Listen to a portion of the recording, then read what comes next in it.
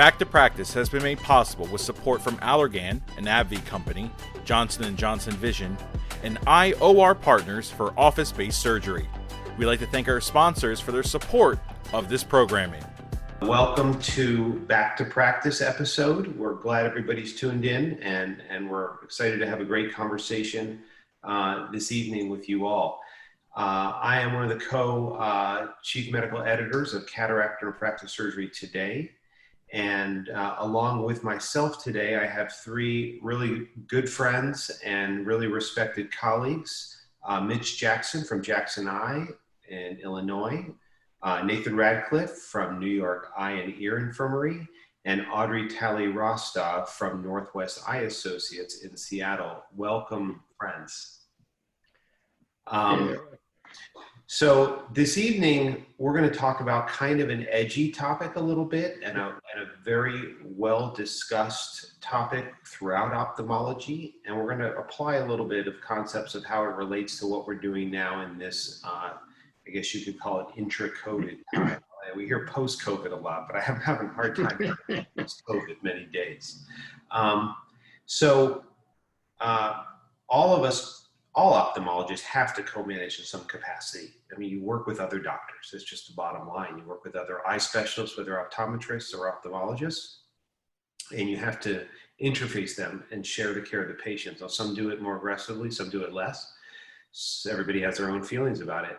But I just want to hear from you guys prior to COVID. What was the atmosphere of your co-management? Mitch, let's just start with you.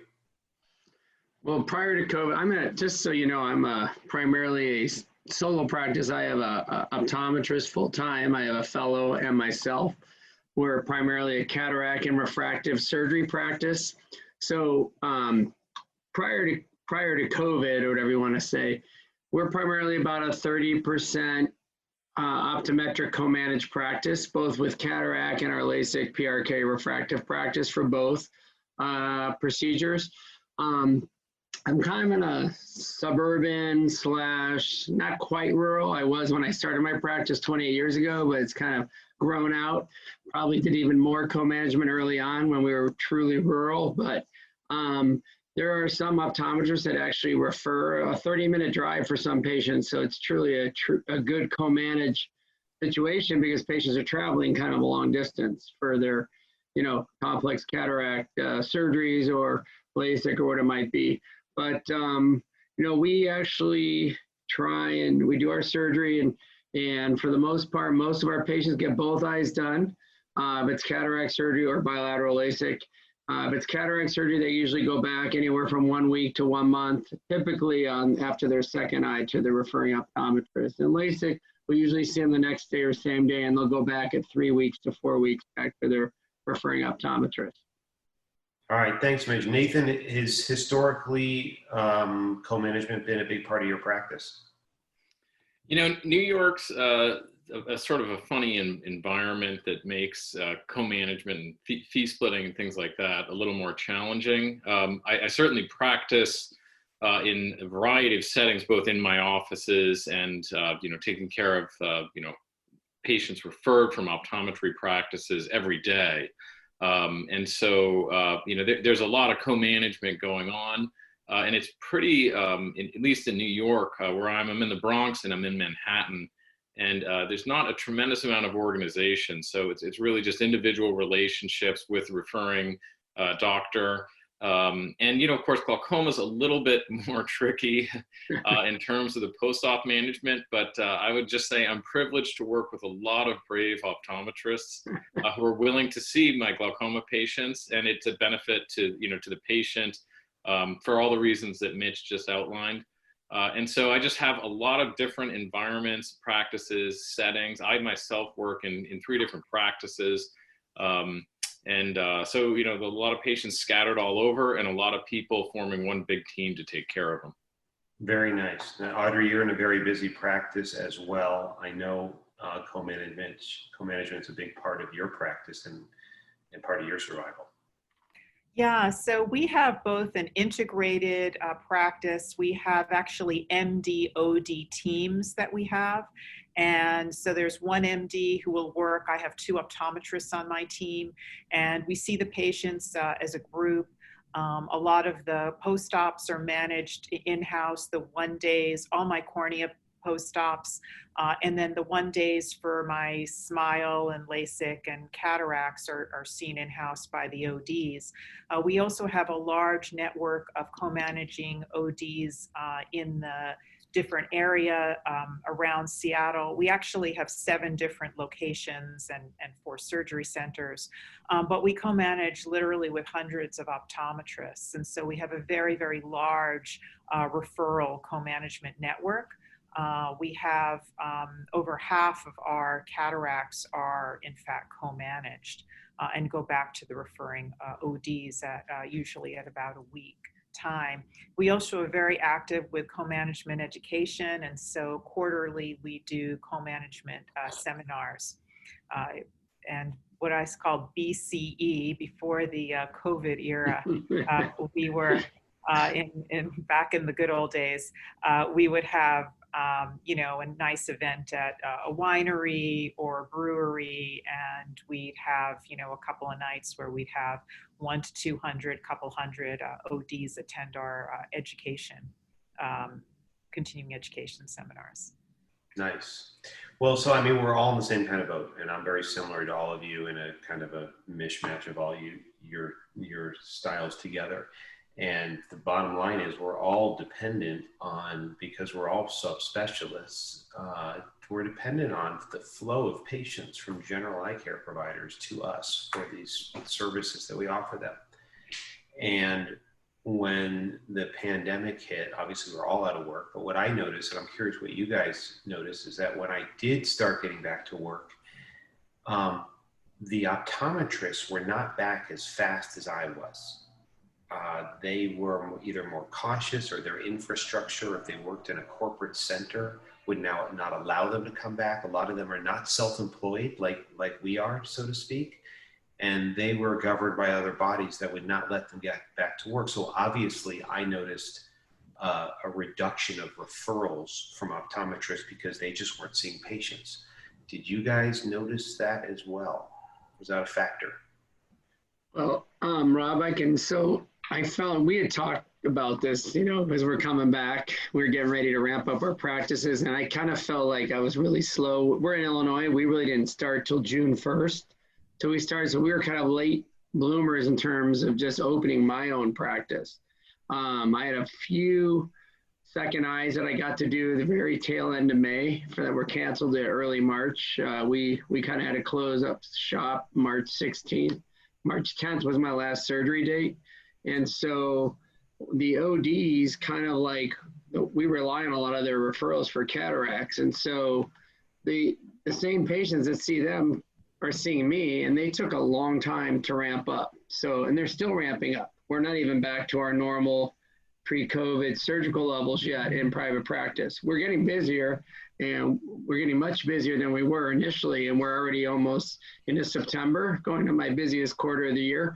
But the thing is, the ODs were slow to ramp up, like you mentioned, and so if they're slow to ramp up, then our referrals were slow to ramp up. It's the same. So we're almost parallel from the very get-go. They were opening up in June too, because Illinois kind of had mandated it that way. Some of them stayed open kind of peripherally to do some glasses and things for really, truly necessity. People broke a frame or something, but the medical side of their practices didn't really start up like ours. So it's been kind of a slow ramp up, starting to get there, but we kind of parallel in a private practice, the same as our private practice referring ODs. Well, Nate, we do a lot of complex glaucoma work, and Audrey and Mitch and I, we were a little bit more fractive oriented, and it's obviously not as urgent, a lot of the procedures we do, shall we say. So it was obvious that was going to build slower because patients as well as doctors were less likely to get back at it. Did you work right through, did you see general ophthalmologists slow down in referrals of complex cases to you? Glaucoma does not rest. So I mean, what happened in your, or was there also a slowdown? People blew it off and there just wasn't access to ophthalmologists and they couldn't get in to see him and therefore couldn't get to you. What happened and what's happening now?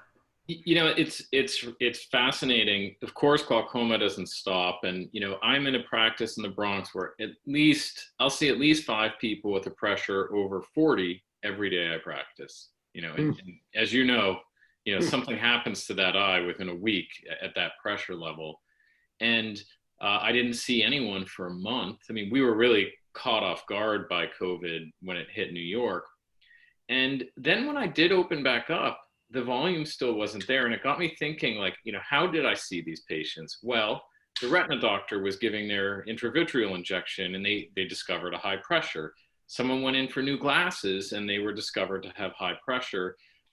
Someone went to their internist with eye pain. Anyway, the whole machinery of medicine, optometry and ophthalmology had slowed so much that even these emergency glaucoma cases just weren't able to present themselves to any of the outlets that would ultimately lead them to come to me.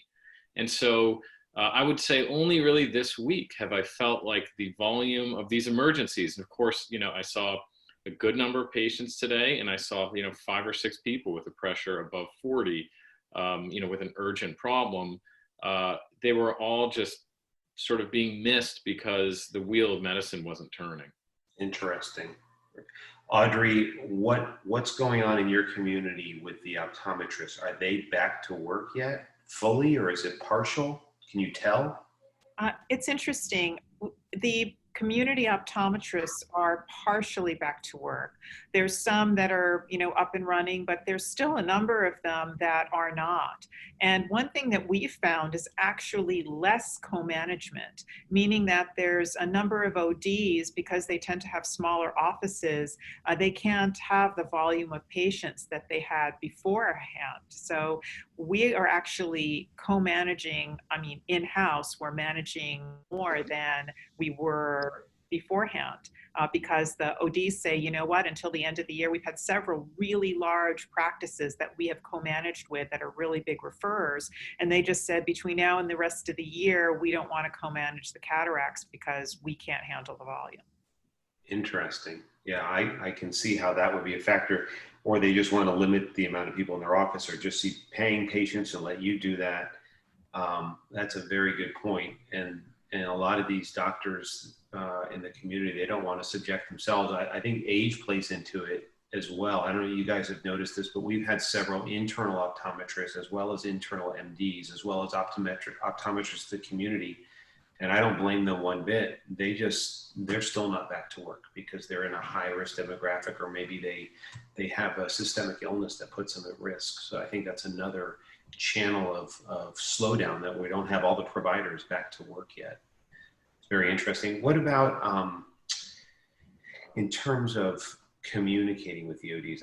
I'm still trying to get my feet wet, just trying to figure out my flow and catch up. And I haven't gotten to the point where I have the luxury of time to start to reach out to my co-managing ODs and have any type of, virtual things like this with them. Are you guys doing any of that yet? Are you reaching out to your ODs, not about a patient problem, but just a check-in, or inviting them into your practice to educate them, or thinking about any type of online education? Any of that going on yet, Mitch? Yeah, so pre-COVID, we were working on a big program, a big CE program for referring optometrists. Obviously, that got put on hold and still on hold because we can't have gatherings, obviously. So I'm fortunate to have a really good internal optometrist, and she's been going out once a week. She goes out to visit all our referring optometrists to reconnect with them. She was doing that before COVID, but she's gone out to all our network of referring optometrists and been going out and catching up with them and seeing what they're doing, kind of sharing the ideas what we're doing internally in terms of, protecting our patients and letting them know we're doing the best we can to protect our patients and what the process is with the surgery center, and kind of educating them that way on the internal flow for referrals, so they feel good about to continue referring patients to us. So that's helped. So I think our relationships have continued status quo pre-COVID.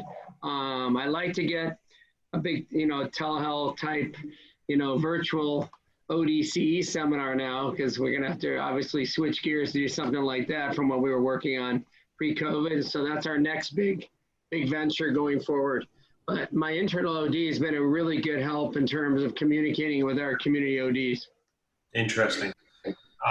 Nate, are you able to employ telemedicine where maybe pre-COVID you were like, you had a doctor, say it was an ophthalmologist, didn't know what to do, and you just said send them over.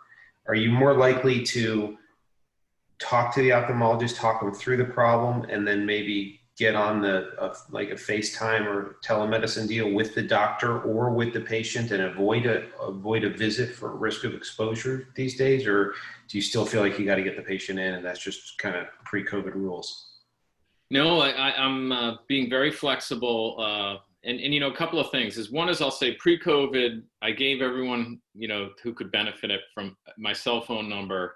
And I told them I'd never pick up the phone, but if you text me, I'll get back to you. And that was really handy during COVID because I could just touch base with people and, you know, save them from doing things like coming to see me when they were low risk just because it was their annual. So that helped a lot. Lots of just texting. Then the next thing for me were people who were nervous about coming into the city, but who had been traveling from, you know, New Jersey, Westchester, Connecticut. No. Go see your local doctor, get me a pressure, send me a text, have them call me, you have my cell, you know, and a lot of that type of management. Because I don't want anyone who's 80 years old and not in a glaucoma crisis to even, you know, take that chance. Even still now, I just feel like, you know, there's risk. And so I think just the flexibility of the platforms. I didn't do a lot of traditional sitting down and doing tele visits where we were billing through our EMRs. I had lots of offices that were kind of getting it ramped up. And actually in a few of my offices, the ODs were doing a lot of tele visits. And then if it was anything, you know, that they thought warranted, you know, an in-office visit, the ophthalmologist would do that. You know, we kind of had some different systems going on. But I think just generally some sort of availability and recognition that it doesn't always need to be the glaucoma specialists, you know, doing the exam. We just need information to flow. Yeah, I think that it's different than telemedicine of like, you know, a consult with a patient, but it is telemedicine that you are remotely making decisions based on information that's coming in remotely. Yeah, which is very interesting. And I think that trend could continue because it is more efficient whether there's a pandemic or not. You could employ those techniques to make your life and the patient's life easier. I think that's a big advantage of co-management.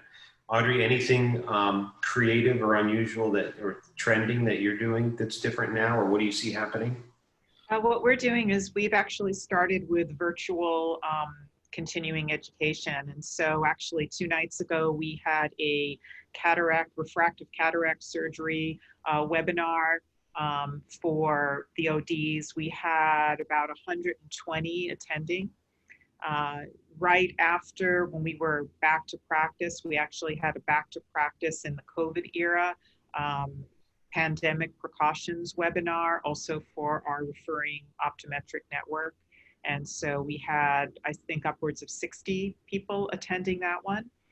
And we're sending out more, you know, newsletters to them just about different topics and also safe practices and that sort of thing.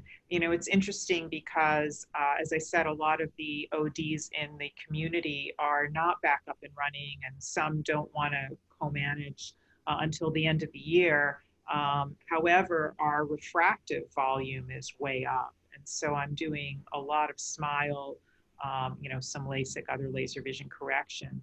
But it seems that those patients are actually coming in and being referred even more than the cataract surgery patients. Although our volumes are, I'd say, about 80% of cataract volume is up. My cornea volume is the same as pre-COVID, and but my refractive practice, you know, in terms of laser vision correction and ICLs, is way up. It's interesting. Interesting. That's really good information.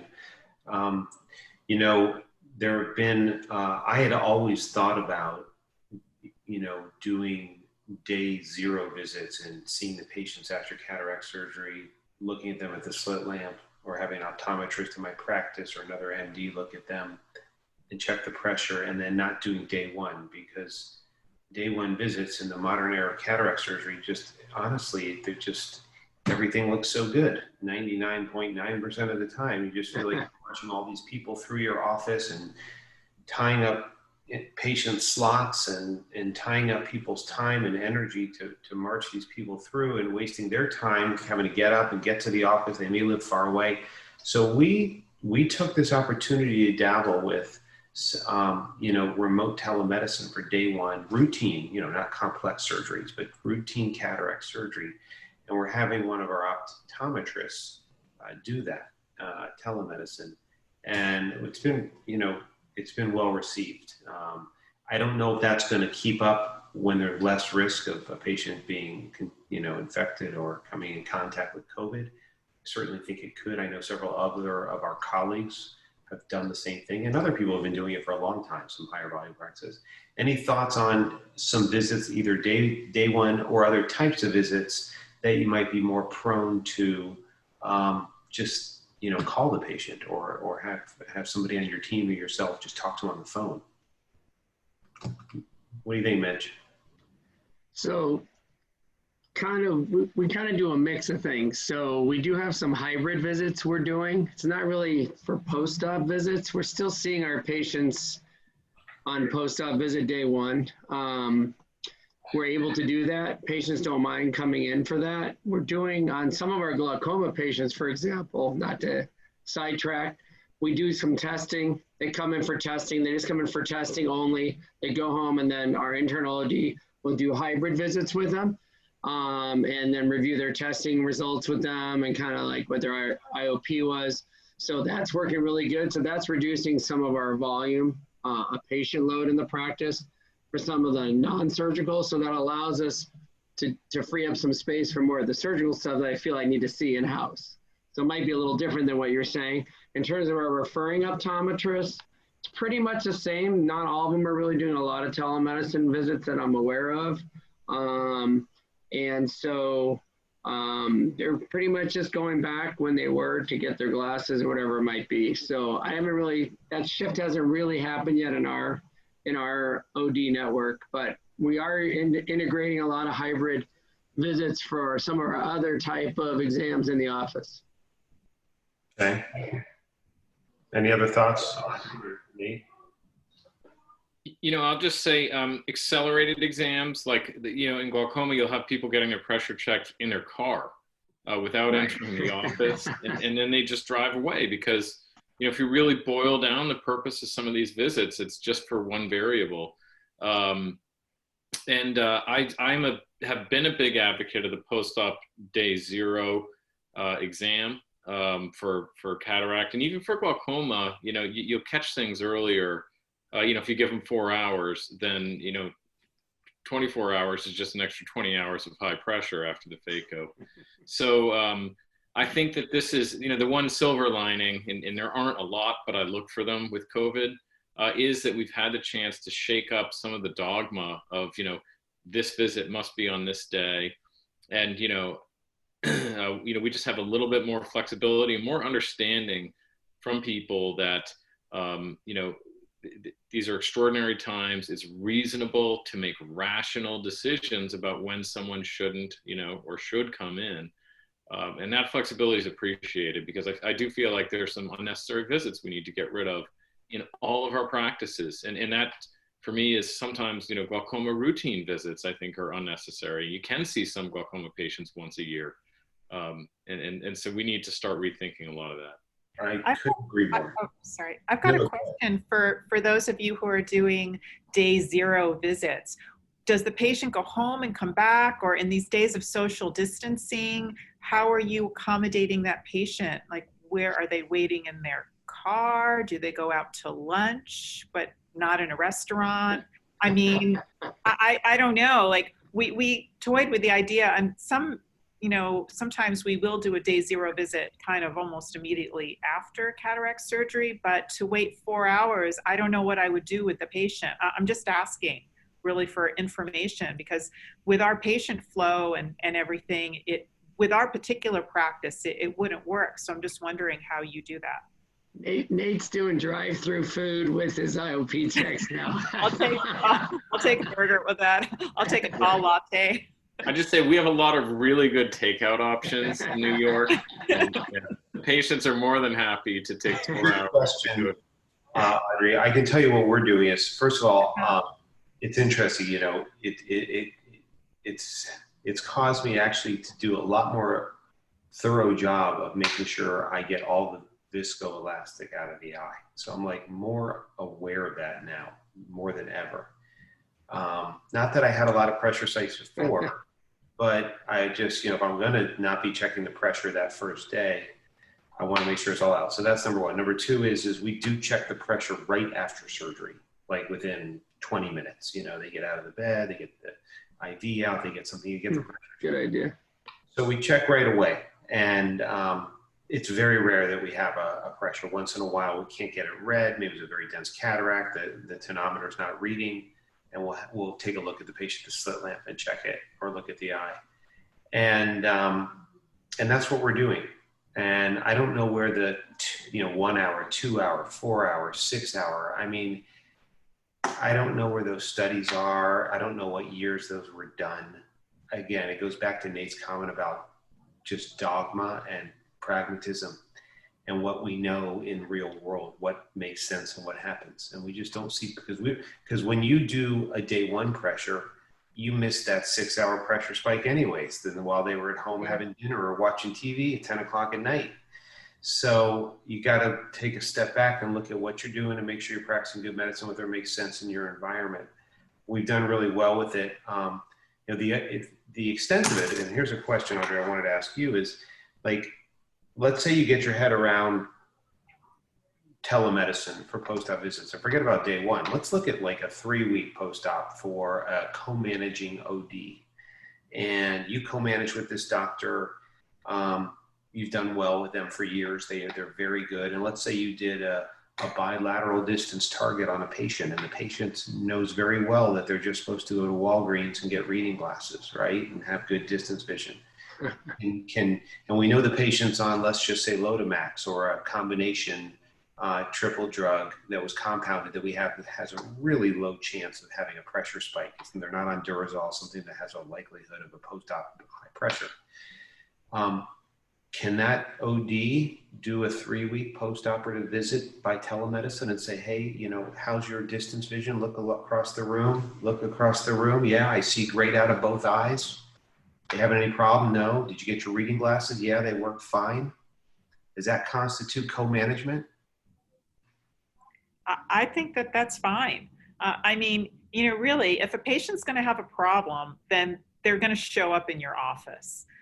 It's going to be rare that there's a major problem that they're not going to want to come in or show up. And especially, I think, at a 3-ish week post-op visit where you had a distance target, it's patients seeing well, doing well. I mean, you can do a telemedicine visit, the optometrist can, and even take a look, is the eye just white, right? Is the eye look white and quiet? Are they seeing well? Then I think they're good to go. I don't see anything wrong with that. I think that would be great. And then also help with practice flow, both for yourself as well as for your co-managing doctor, whether that's in-house or in the community. You think it's a marketing tool? Do you think that patients are going to, when you say that you only have to come to the office one time for your surgery, you don't even need to come back? I mean, it's kind of interesting to think about it. Some doctors would use that as a benefit for the patient. Because I mean, right now, these patients, they don't want to get exposed, right? They don't want to go out of their house if they don't have to. So it's interesting the things that this has thrown us into. What about with glaucoma? I know you said, Nate, you have other people checking the pressure. I don't want to say you're blowing things off a little bit, but you're being more thoughtful about when they really need to come in and how often you're doing your testing and stuff, and maybe skipping around here if it's not a high-risk patient or something you might do routinely just because it's been your pattern.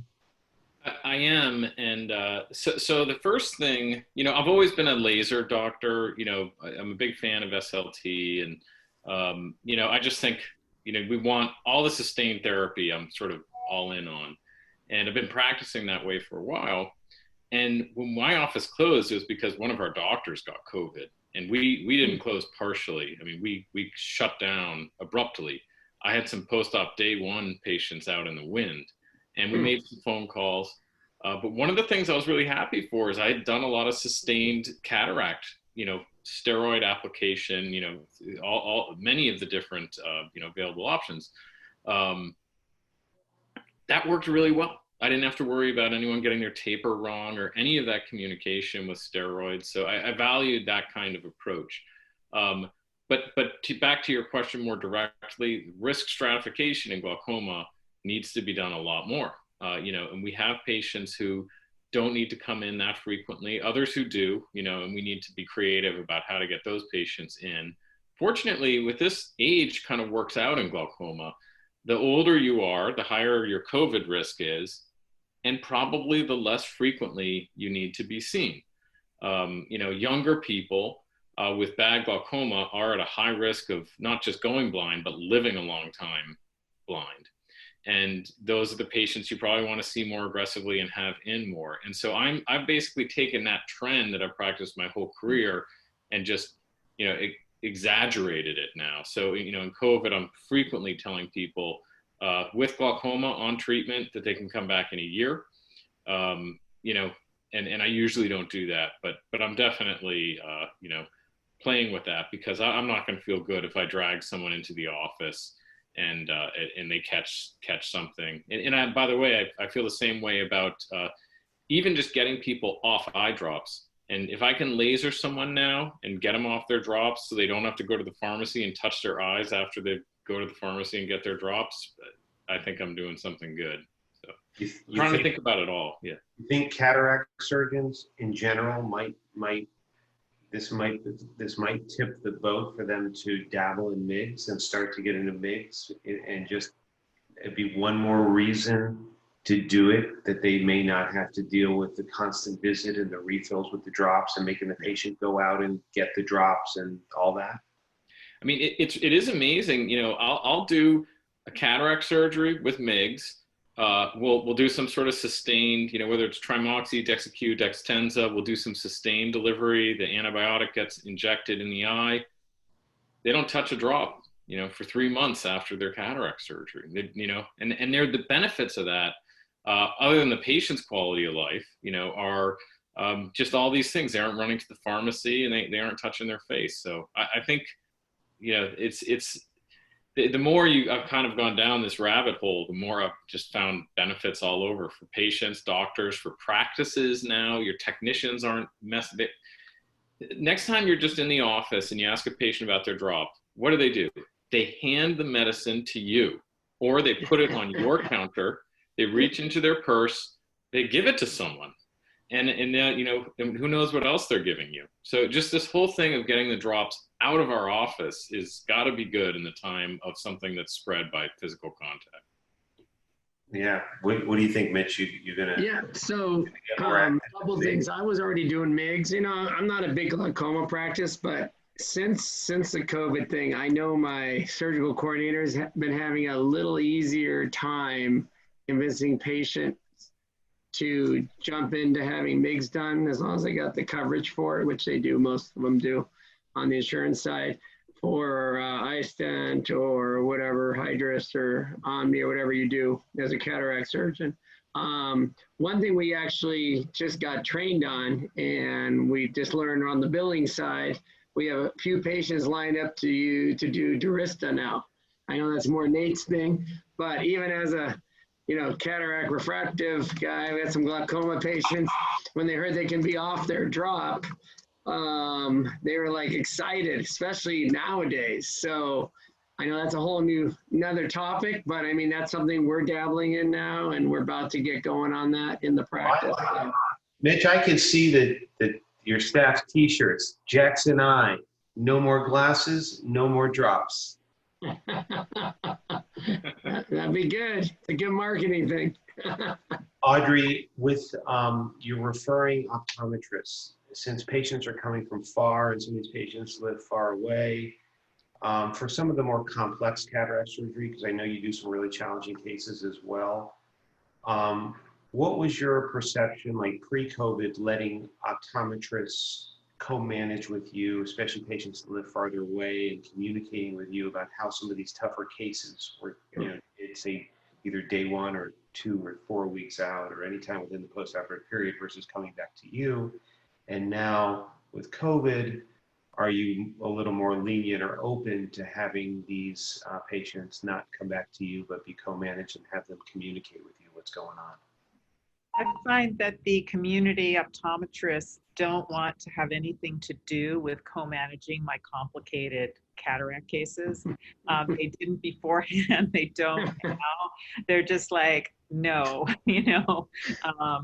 just really happy to have me and my team see those patients, at least until they're stabilized. And the nice thing is now with things like the, Yamani technique, these patients are doing really, really well. Usually like within about a week, they're seeing well and eyes are pretty quiet. So we can get them back, but, they don't, some of the crazy dense cataracts, or yesterday I did one with a lens coloboma, they super dense cataract, like patients on Flomax. I mean, there's just a little bit of everything going on, but the optometrists are happy not to see those patients in general, the community ODs, for, until we stabilize them. My team, we have a team approach. And so the 2 optometrists who I work with, they'll see my 1-day post-ops while I'm in the operating room.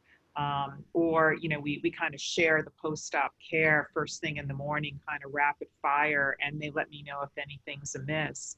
And then they're very comfortable, and I'm comfortable with them since we work as a team, seeing those patients at, for the 1 week and that sort of thing. So they're actually extremely well trained for that. So that's how we do the co-management. Yeah, and that team approach is great, and we continue to evolve that team where we have a team leader and an optometrist that's responsible for biometry and talking to the patient preoperatively and doing the day 1 post-op. So that team approach has become important, but we also find it a little challenging because all of a sudden that optometrist, so to speak, is not seeing normal routine patients that they're billing their insurance for. So the salary of that optometrist kind of gets wrapped into the service, so to speak.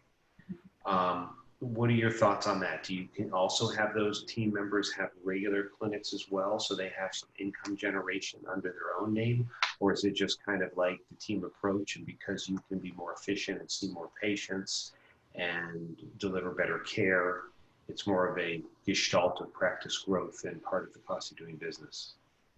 I'd say it's more of the latter. It's more of the team approach. We don't do any routine care. We don't have any optical. And so any routine care is referred out to the community ODs. So we do no routine care. And so, we'll see patients back for a follow-up of a conjunctivitis or a glaucoma check or something like that. But it's really mostly the team approach. And basically they have certain milestones that we hit as a group.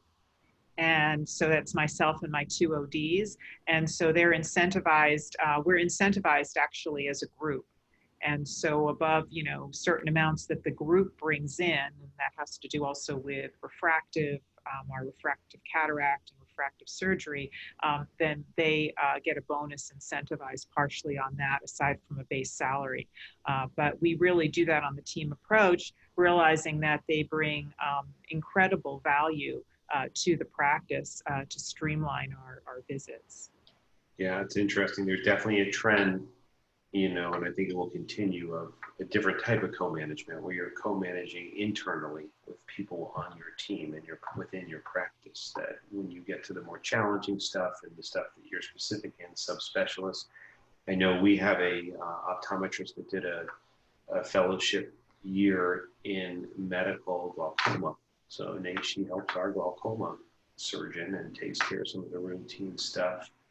And it works really well. So whether it's external co-management or internal co-management, there's definitely a lot of room for that as the swelling population continues. do you guys feel like, kind of wrapping up here, is are things going to get back to normal? Not just with co-management, but with normal practice life. Are you trending that way? Does your gut tell you that 6 months or 12 months from now, it's going to be like this didn't happen and everything's back to normal? Or do you have a different feeling on where things are headed here over the back half of 20 and the first half of 21? Mitch? Well, for me, at least in the Midwest, our busiest quarter routinely over the several years is my fourth quarter, because winter comes and everybody goes to see Rob, and everybody in Florida, they kind of migrate. But I think I'll see how our fourth quarter is going to be. I really want to see if we don't have another shutdown or anything, crazy. I think we've already peaked or whatever. I think we're going to be able to stay open and everything, but there's still some unknowns. But assuming we keep moving forward the way we are, things are ramping up for us in my practice. And I think the fourth quarter for us will really tell a lot, because when winter comes, I'm kind of quiet anyway for a couple months. And so I think it's going to be well into next year until we really know the answers. There's an election, there's unknowns, there's no vaccine yet. There's a lot of things people are scared about still out there. So it's a lot of unknowns still. But I think the fourth quarter, just internally with our practice in the Midwest, will kind of tell how things are really going to go, or at least for the next 6 months to a year. So you're up in the air. Sure. I'm kind of up in the air. I'm a little nervous going to my busy quarter. Fingers crossed. Nate's in the so-called epicenter, or one of them. Audrey was as well. Are you ahead of the rest of the country? You got some insights for us? You got a crystal ball? I do. I'll tell you here, we are clearly recovering and making linear positive progress. And I don't think we'll get out of masks, for example. But the office volume is just growing. And I think because people waited their rational pandemic, like you hear this every day, like everyone's patience is really thin these days. But, patients are also, they knew they could delay their visit 3 months, but they also knew they couldn't delay it 6 months. And we're now, coming up on 6 months here. So people are coming back in because they already delayed it as much as they rationally could. And you realize at some point, glaucoma happens, cataracts happen. My cataract volume is recovering dramatically now. And so I think that, there's this guaranteed 3 months of doldrum, of the initial pandemic, whenever it hits your area, that some of my friends are just beginning or just getting into now, but it ends and things get better. The volume picks back up because it's real medicine that we're practicing. It's real value we're providing, and people need us. And we're also getting really smart at how to do this efficiently and well. And it was painful to get there, but we are here now and we can do it, and we're doing it. Love your optimism, brother. Audrey? We're basically back up to pretty normal practice volumes right now. I mean, I saw, I don't know how many patients today, close to 50 patients, which is about what I was seeing, BCE, as I said, and we're seeing about the same.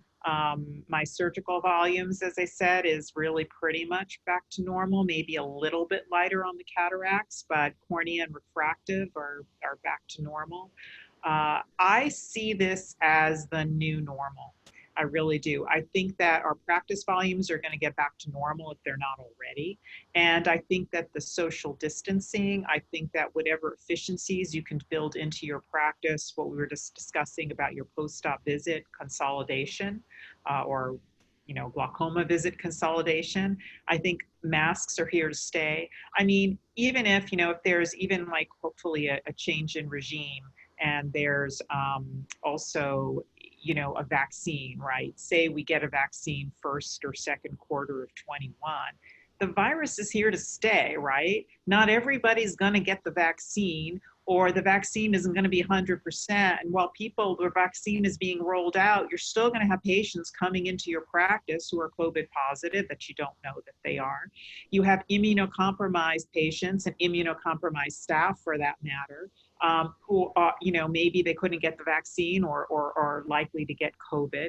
And so you're still going to have those risks, right? You're still going to have to mitigate those risks of COVID in your practice from a patient who's immunocompromised or elderly or whatever getting the virus. And you don't want to be that person, right? You don't want to be that practice that transmits the virus. So you're going to have to maintain all of the additional cleaning that we're doing, our masking, our slit lamp barriers, potentially the screening of patients. And I think that's here to stay for the foreseeable future. And we should just get used to it and say, okay, this is what it looks like.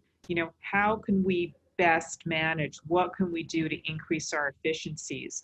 We're going to be building, we're in the process we were supposed to be starting to work on our new building. Financially, we put that on pause for a few months as we sort things out a little bit, but that's going forward anyway next year. And now we're talking about, okay, the HVAC with the UV filters, okay, and waiting areas and testing areas that allow for more social distancing, especially in our testing areas, and how to be able to do that to streamline the office visit.